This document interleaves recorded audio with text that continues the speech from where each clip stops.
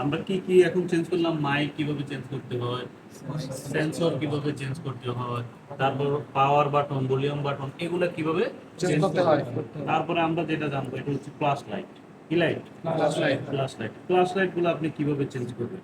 Flash light গুলো change করার system same. ঠিক আছে, এখানে আমার এখানে থাকবে, এই যে এখানে একটা ফ্ল্যাশ লাইট আছে, বড়টা পিছনেরটা নাকি, এটা কিভাবে আমরা চেঞ্জ করব?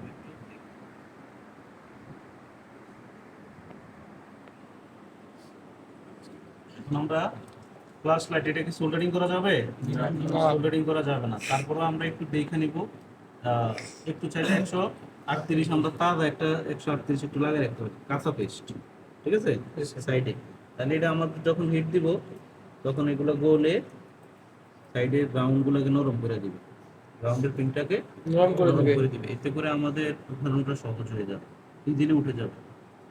আপনাদের একটু বেশি হিট দেওয়া লাগবে, বুঝতে পারছেন? 100 সারেগুলোর বিষয়ে আমাদের লাইন মিসিং থাকলে গিয়ার ভ্যালু মাপলে পাওয়া যাবে সব জি জি ক্ষেত্রে। জি, সব ক্ষেত্রে জিআর ভ্যালু মাপতে হবে।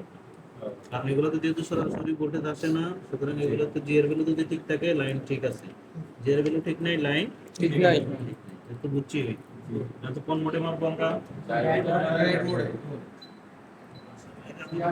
এইটা মনে রাখতে হবে যে আমার কোন মোডের কাজ কি, মাল্টিমিটারের কোন মোডের কাজ কি, এইটাই আমরা মনে রাখবো। যদি আমরা মনে রাখতে পারি তাহলে রাখলাম না। যেমন ডায়াট মোডের কাজ হচ্ছে জিআর ভ্যালু মাপা। এখন এটা যদি আমি না জানি তাহলে তো আমার কোন মোডে মাপবো এটা যদি না জানি তাহলে আমরা মোড বাইর করতে পারবো, ভাবতে পারবো। এই জন্য হচ্ছে আমাদের মোডের কাজগুলো একটু সুন্দর করে এবার হিট দিতেছি, একটু প্লাগ সুইচ দিয়া কিছুক্ষণ হিট দিব, হিট দেওয়ার পরে গ্রাউন্ডটা নরম হবে নাকি, এইভাবে টুইটার দিয়ে দেখবো নরম আছে নিচে নরম। জি।